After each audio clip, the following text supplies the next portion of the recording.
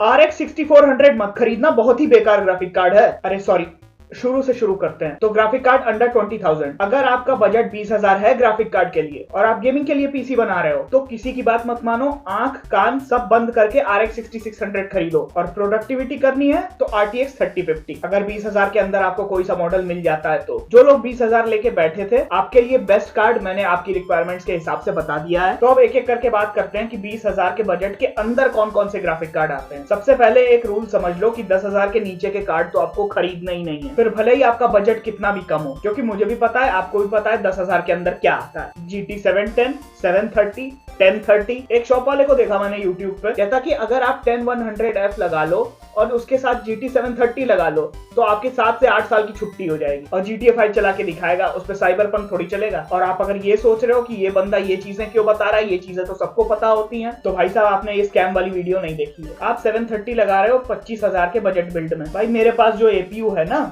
वो 730 के बराबर परफॉर्म करता है। जल्दी उसके बेंचमार्क्स के ऊपर भी वीडियो बनाऊंगा, तो सब्सक्राइब करो। तो साफ बात, अगर आप 10,000 के नीचे का ग्राफिक कार्ड खरीदने की सोच रहे हो तो कृपा करके अपनी सोच को वहीं मार दें और APU खरीदें। कौन सा APU? 5600G।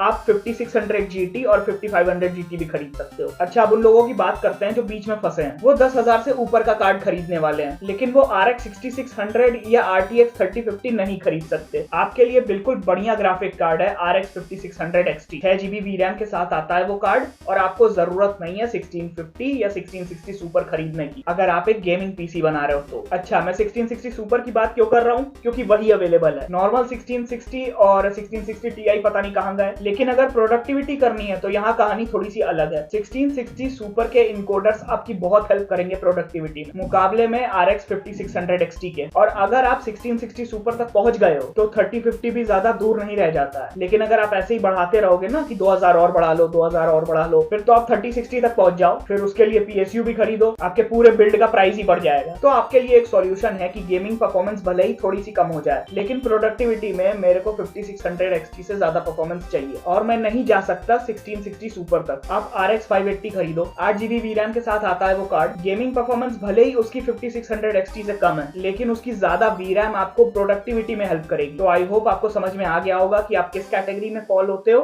और आपको क्या करना चाहिए। और जाते जाते एक और बात जो मैं शुरू में कह रहा था कि RX 6400 आपको नहीं खरीदना है बिल्कुल भी। बिल्कुल बेकार ग्राफिक कार्ड है। इनकोडर ना होने की वजह से प्रोडक्टिविटी में वो ग्राफिक कार्ड किसी काम का नहीं है। बस वीडियो खत्म। अब आप आर्यन भाई की लाइव स्ट्रीम देखो जाकर, जो कल आपसे मिस हो गई थी रात में। और सुनो, सब्सक्राइब करके जाना, ठीक है? और तुम लोगों ने ध्यान दिया, नया माउस लिया मैंने, जल्दी इसका भी रिव्यू आएगा, तो मैं तीसरी बार बोल रहा हूँ कि सब्सक्राइब करो। I will see in the next video. Bye.